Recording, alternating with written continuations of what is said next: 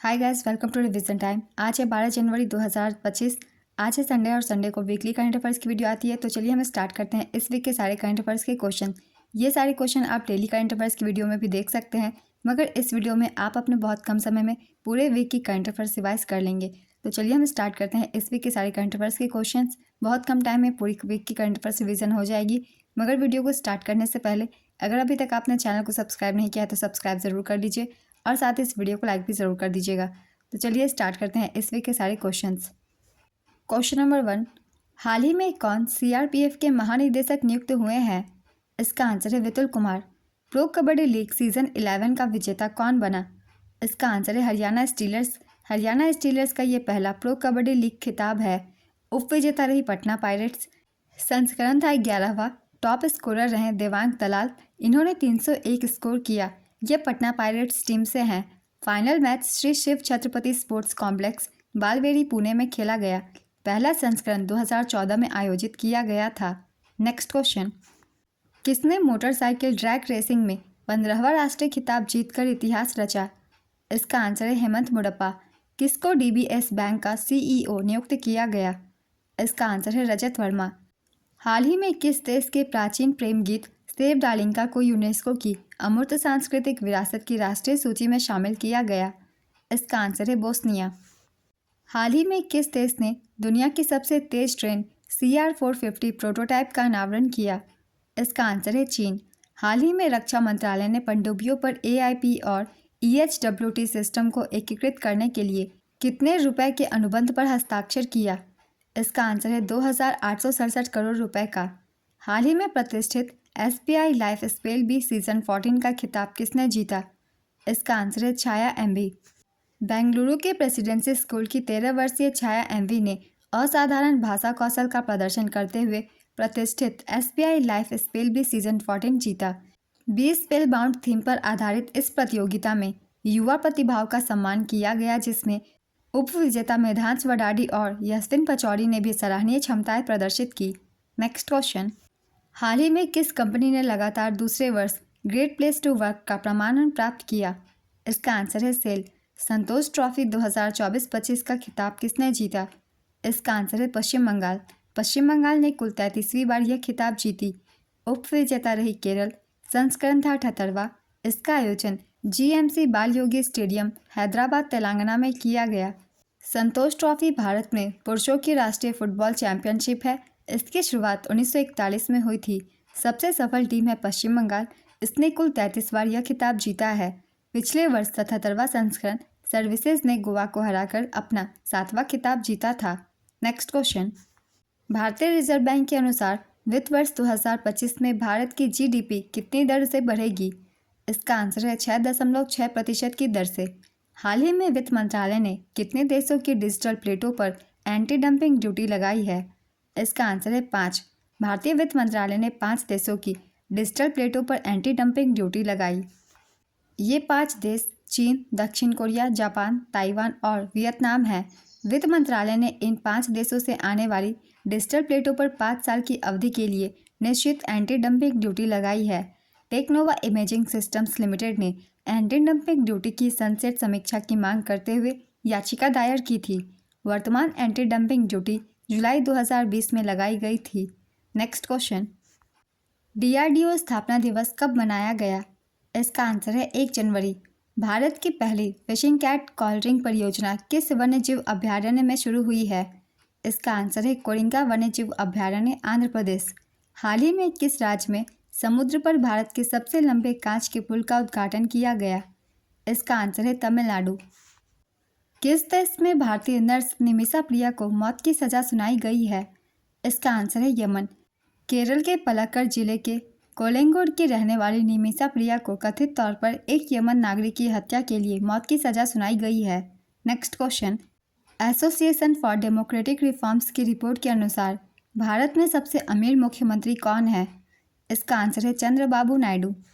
Association for democratic reforms Bharat में एक गैर राजनीतिक संगठन है। यह संगठन राजनीतिक सुधारों पर काम कर रहा है। 931 करोड़ रुपए की संपत्ति के साथ आंध्र प्रदेश के मुख्यमंत्री चंद्रबाबू नायडू देश के सबसे अमीर मुख्यमंत्री हैं। पश्चिम बंगाल की मुख्यमंत्री ममता बनर्जी 15 लाख रुपए की संपत्ति के साथ सबसे गरीब मुख्यमंत्री हैं। देश के टॉप 10 अमीर मुख्यमंत्री और उनकी संपत्ति की सूची इस प्रकार से है। पहले स्थान पर है चंद्रबाबू नायडू, ये आंध्र प्रदेश के मुख्यमंत्री हैं। इनकी संपत्ति 931 करोड़ रुपए है। दूसरे स्थान पर है पेमा खांडू, ये अरुणाचल प्रदेश के मुख्यमंत्री है। इनकी संपत्ति है 332 करोड़ रुपए। तीसरे स्थान पर सिद्धारमैया, ये कर्नाटक के मुख्यमंत्री हैं। इनकी संपत्ति 51 करोड़ रुपए। चौथे स्थान पर नेफ्यू रियो, नागालैंड के मुख्यमंत्री हैं ये, इनकी संपत्ति है 46 करोड़ रुपए।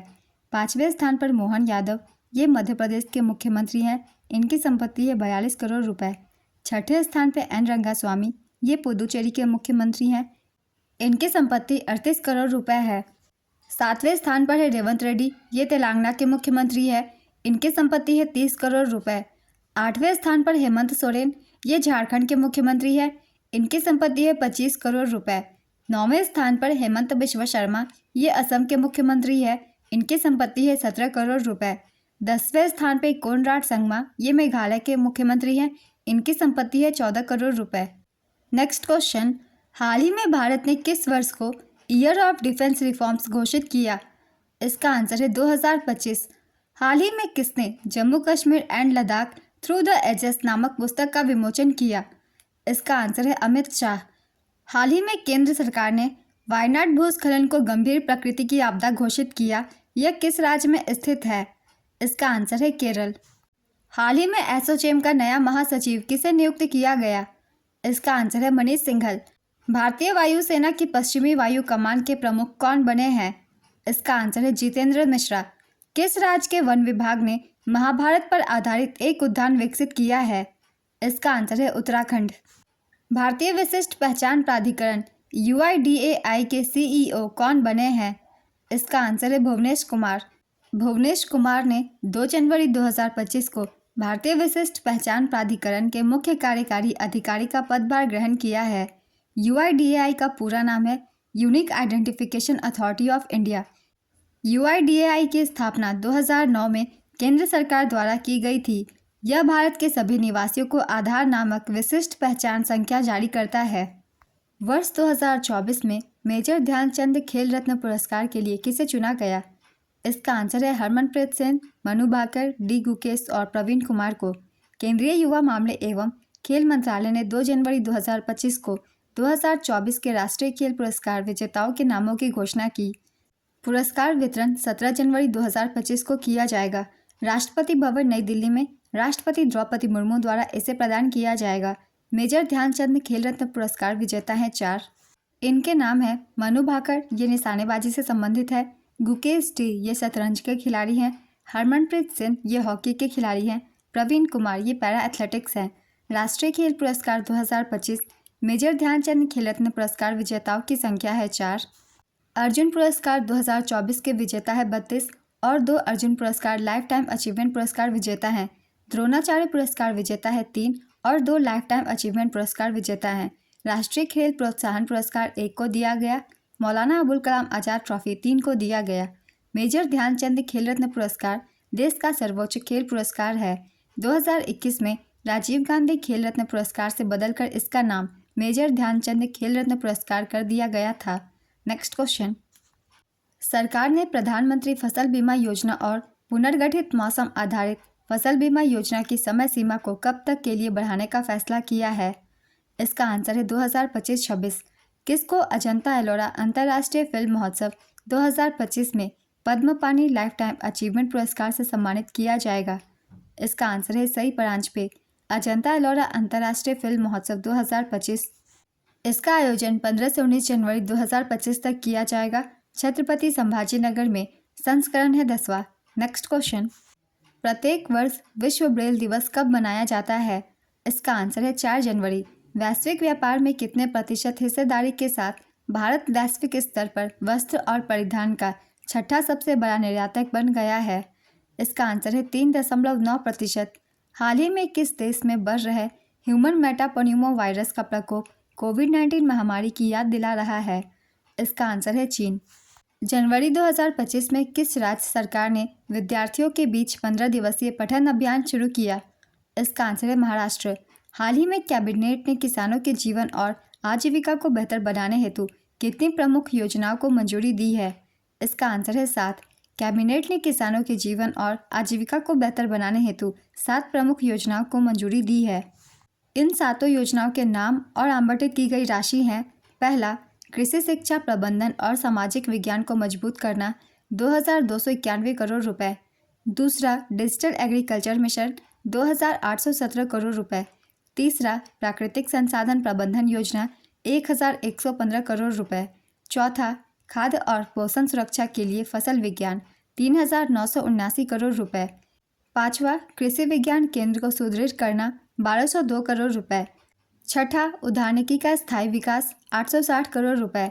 सातवां, पशुधन स्वास्थ्य और उत्पादन को सुदृढ़ बनाना 1702 करोड़ रुपए। नेक्स्ट क्वेश्चन, भारतीय नौसेना 15 जनवरी 2025 को किन युद्धपोतों को सेवा में लेंगी? इसका आंसर है INS नीलगिरी, INS सूरत और INS वाक्षीर। नेक्स्ट क्वेश्चन, भारत की पहली तटीय जलचर पक्षी जनगणना किस राज्य के समुद्री राष्ट्रीय उद्यान और अभयारण्य में शुरू हुई? इसका आंसर है गुजरात। हाल ही में वन पारिस्थितिकी तंत्र को हरित सकल घरेलू उत्पाद से जोड़ने वाला पहला राज्य कौन सा बना? इसका आंसर है छत्तीसगढ़। हाल ही में किस राज्य या केंद्र शासित प्रदेश ने पुजारी ग्रंथि सम्मान योजना शुरू किया? इसका आंसर है दिल्ली। इस योजना के तहत हिंदू और सिख पुजारियों को 18,000 रुपये का मासिक मानदेय दिया जाएगा। इससे पहले अरविंद केजरीवाल ने बेरोजगार महिलाओं को 2100 रुपये प्रति माह वजीफा देने के लिए महिला सम्मान योजना शुरू की थी। नेक्स्ट क्वेश्चन, पाकिस्तान किस देश की मदद से अपना सबसे बड़ा नाभिकीय संयंत्र बना रहा है? इसका आंसर है चीन। हाल ही में ग्रामीण भारत महोत्सव 2025 का उद्घाटन किसने किया? इसका आंसर है नरेंद्र मोदी। जनवरी 2025 में भारत और किस देश के बीच गैर बासमती सफ़ेद चावल व्यापार पर समझौता हुआ? इसका आंसर है इंडोनेशिया। हाल ही में मुख्यमंत्री मोहन यादव ने राष्ट्रीय बाल विज्ञान कांग्रेस के कौनसवें संस्करण का उद्घाटन किया? इसका आंसर है 31वें। हाल ही में किस देश का 1 जनवरी 2025 से UNSC के अस्थायी सदस्य के रूप में 2 साल का कार्यकाल शुरू हुआ? इसका आंसर है पाकिस्तान, डेनमार्क, ग्रीस, पनामा और सोमालिया। हाल ही में जारी एयर विजुअल डाटा के अनुसार वैश्विक प्रदूषण रैंकिंग में कौन सा शहर शीर्ष पर है? इसका आंसर है हनोई। हाल ही में किस संस्था ने टिनिटस के निदान के लिए उपकरण विकसित किया है? इसका आंसर है IIT बॉम्बे। हाल ही में केंद्रीय रेल मंत्रालय ने कहां पर अपना 69वां रेलवे डिवीज़न स्थापित किया? इसका आंसर है जम्मू। हाल ही में किसको भारतीय खाद्य निगम का अध्यक्ष और प्रबंध निदेशक नियुक्त किया गया? इसका आंसर है आशुतोष अग्निहोत्री। हाल ही में किसको नागरिक उड्डयन महानिदेशालय का महानिदेशक नियुक्त किया गया? इसका आंसर है फैज़ अहमद किदवई। किस बैंक ने हर घर लखपति योजना शुरू किया? इसका आंसर है SBI। 2023 में दुनिया का छठा सबसे बड़ा कपड़ा और परिधान निर्यातक देश कौन बना? इसका आंसर है भारत। जनवरी 2025 में किस राज्य में भारत का पहला जैविक मत्स्य पालन क्लस्टर शुरू किया गया? इसका आंसर है सिक्किम। इसरो के स्पारडेक्स मिशन के साथ किसका बीज भेजा गया था जिसमें अंतरिक्ष में अंकुरन हुआ था? इसका आंसर है लोबिया। हाल ही में किस राज्य में भारत के पहले जनरेशन बीटा बच्चे का जन्म हुआ? इसका आंसर है मिजोरम। 18वें प्रवासी भारतीय दिवस सम्मेलन 2025 का आयोजन किस शहर में किया गया? इसका आंसर है भुवनेश्वर, उड़ीसा। भुवनेश्वर, उड़ीसा में 18वें प्रवासी भारतीय दिवस सम्मेलन का आयोजन किया गया। इसका आयोजन 8 से 10 जनवरी 2025 तक किया गया। सम्मेलन का प्रकार है द्विवार्षिक। इस वर्ष की थीम थी विकसित भारत में प्रवासी भारतीयों का योगदान। इसके आयोजक थे विदेश मंत्रालय द्वारा उड़ीसा राज्य सरकार। 18वें प्रवासी भारतीय दिवस सम्मेलन के मुख्य अतिथि थे त्रिनिदाद और टोबैगो के राष्ट्रपति क्रिस्टिन कार्ला कंगालू। प्रवासी भारतीय दिवस 9 जनवरी को मनाया जाता है। नेक्स्ट क्वेश्चन, भारत में कितनी उम्र के बच्चों को सोशल मीडिया पर अकाउंट ओपन करने के लिए माता पिता की मंजूरी जरूरी होगी? इसका आंसर है 18 वर्ष से कम आयु के बच्चों के लिए। हाल ही में ओडिशा के मुख्यमंत्री ने कितने दिवसीय प्रसिद्ध आदिवासी मेले का उद्घाटन किया? इसका आंसर है 11। हाल ही में केंद्रीय शिक्षा मंत्री धर्मेंद्र प्रधान ने किस परियोजना का शुभारंभ किया? इसका आंसर है सशक्त बेटी और ई-दृष्टि।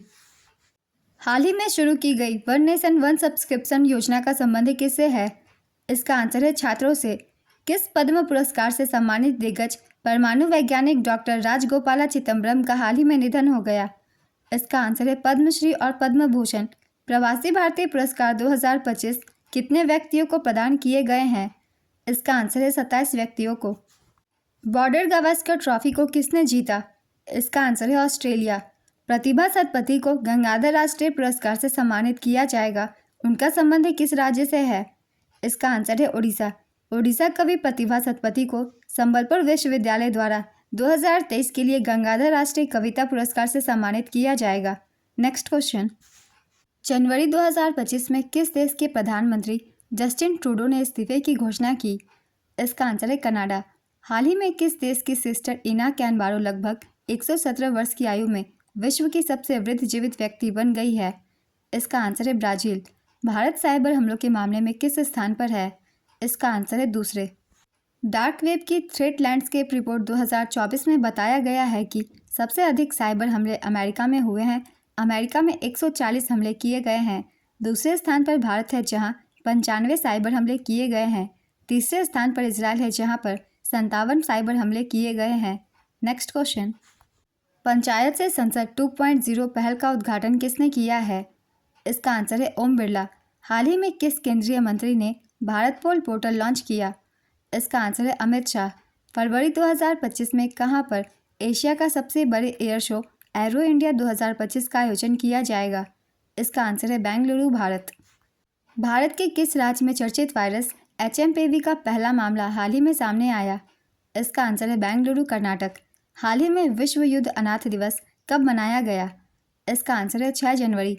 जनवरी 2025 में BCCI का नया सचिव किसे नियुक्त किया गया है? इसका आंसर है देवजीत सैकिया। PM मोदी ने आयुर्वेद अनुसंधान संस्थान भवन की नींव कहाँ रखी है? इसका आंसर है नई दिल्ली। भारत में किस संस्थान ने पैरासीटामोल दवा विकसित करने के लिए स्वदेशी तकनीक विकसित की है? इसका आंसर है CSIR। गुरु गोविंद सिंह जी की 358वीं जयंती कब मनाई गई? इसका आंसर है 6 जनवरी। इस वीक के सारे करंट अफेयर्स के क्वेश्चंस कंप्लीट होते हैं। अगर आप सभी को ये वीडियो हेल्पफुल लग रही हो तो इसे लाइक ज़रूर कर दीजिएगा और इस तरीके की वीडियो के लिए चैनल भी ज़रूर सब्सक्राइब कर लीजिए। फिर मिलते हैं अगली वीडियो के साथ। आप सभी को थैंक यू।